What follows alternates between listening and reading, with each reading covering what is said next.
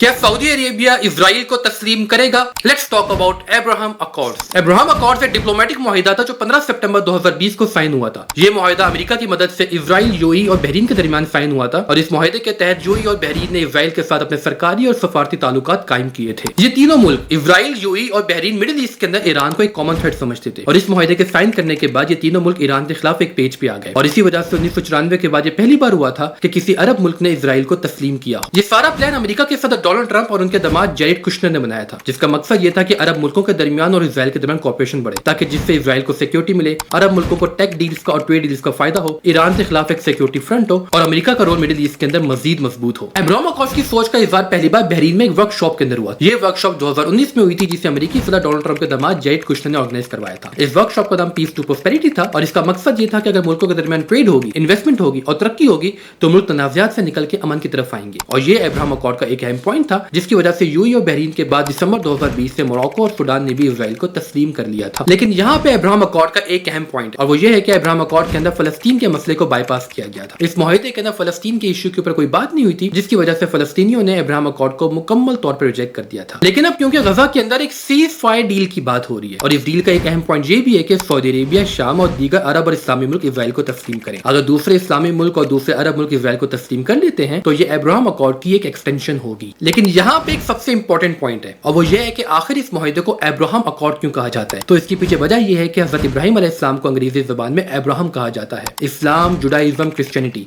इन तीनों मज़ाहिब को Abrahamic religion कहा जाता है क्योंकि ये तीनों मज़ाहिब अपने अकीदे को, अपनी तारीखी बुनियाद को और अपने विरसे को हज़रत इब्राहिम अलैहिस्सलाम से जोड़ते हैं। क्योंकि ये अमन मुआहिदा उन मुल्कों के दरमियान हो रहा है जो कि इस्लाम के पैरोकार हैं या यहूदियत के पैरोकार हैं या ईसाईयत के पैरोकार हैं। इसी वजह से इन ममालिक के दरमियान अमन मुआहिदे को अब्राहम अकॉर्ड का नाम दिया गया है।